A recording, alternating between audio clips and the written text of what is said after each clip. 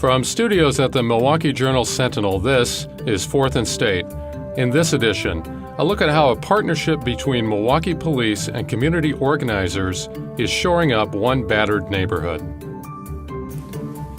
I'm David Haynes. I'm the opinions editor at the Milwaukee Journal-Sentinel. Welcome to Fourth and State. I'm joined today by Ries, who is the executive director of Milwaukee LISC, which is an organization that works to develop Milwaukee's neighborhoods. Leo, welcome. Thank you. Thanks for being with us. I wonder if you could talk a little bit about a new program that LISC has with the Milwaukee Police Department, where the first time the police department is funding a position for someone who will work in the neighborhood. What's going to happen here? Well, just to give a little bit of context, LISC is fundamental to our approach to our work is the belief that we have to engage grassroots residents and neighborhood-based organizations in the whole process of rebuilding these neighborhoods that are struggling with a lot of challenges. You have to make connections in the neighborhoods. Exactly. And historically, we focused a lot on real estate development, and we still do. We're very heavily involved with financing affordable housing and commercial developments. But we recognize that in talking to our neighborhood partners that community safety was such a big concern to everyone. And so we really needed to step more deeply into this space.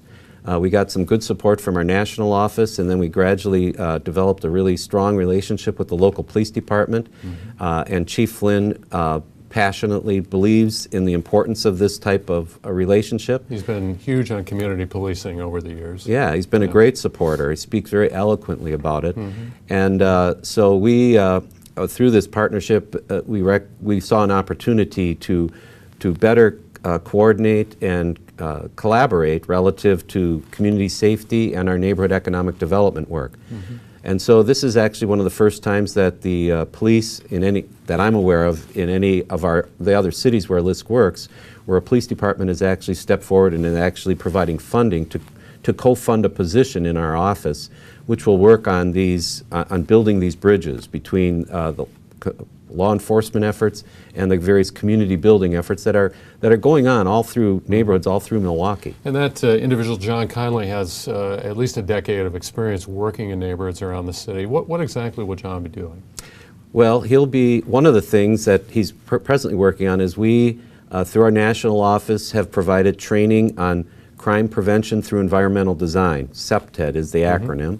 And we've actually coordinated that training in the past. We're actually working on setting up another training program, which would include both neighborhood developers as well as police, to learn some of the practices about how do you create environments that are more crime resistant.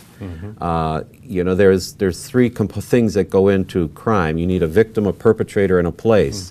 And so to the extent that we can create places that are a little bit less vulnerable to crime and disorder, that's going to create a safer neighborhood. Let's talk a little bit more about that, but we should first of all point out that we're talking about the Washington Park neighborhood here, correct? Well, specifically, I mean, that particular neighborhood is the focus of a lot of our efforts because it is the neighborhood for which we, working with the police, secured a federal grant to work specifically on crime in that neighborhood. But we work with a lot of neighborhoods in many other.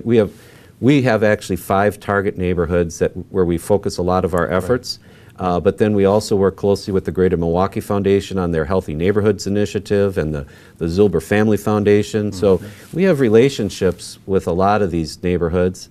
And part of the idea is to help share the knowledge and the practices that are successful in one neighborhood and in sharing them with other neighborhoods. So, and that is part of John's job too, is to kind of be that bridge builder between some of these neighborhoods and sharing the knowledge from one neighborhood to the next. Talk a little bit about how changes in place or how environmental design can affect crime. Well, a good example was one in the Washington Park neighborhood in the Washington Park neighborhood, the residents were organized. They felt there were too many liquor stores in the neighborhood. So they actually organized with a business owner. His license was up for renewal, And it doesn't have to be always adversarial. Sometimes just by starting a conversation, you can produce an outcome that's positive for both parties. In this case, they challenged his liquor license, and they said, literally the store looked like a little prison with tiny windows with bars in the windows and garish signs on the outside. The residents basically said your store is ugly and you're attracting a lot of nuisance people, and we want to see that change.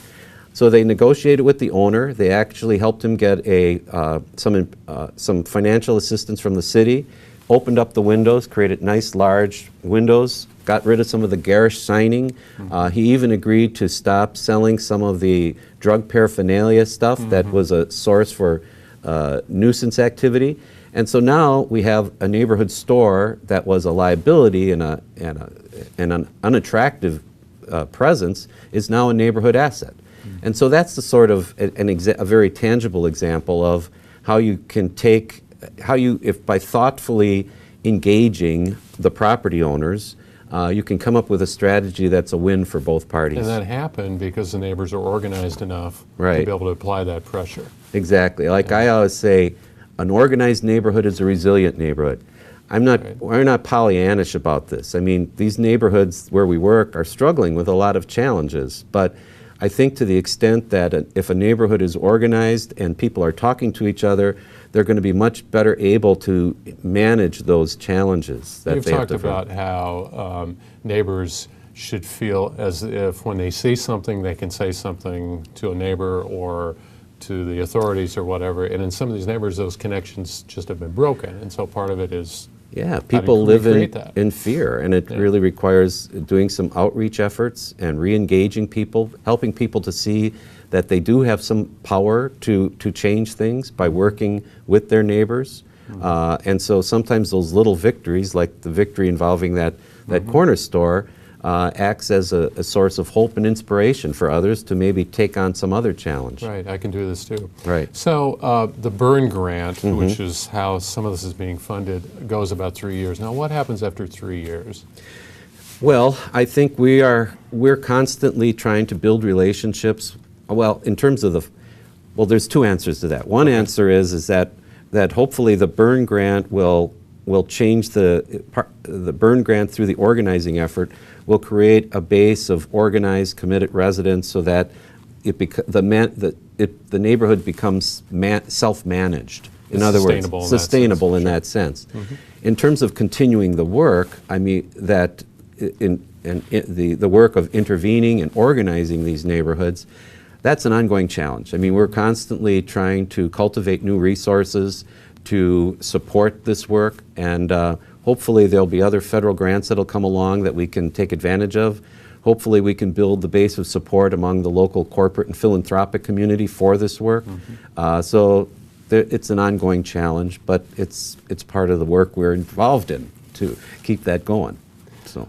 Well, Leo Ries, thanks so much for being with us on 4th and State, and good luck with the new cooperation, the new program involving the Milwaukee Police Department. Thank you.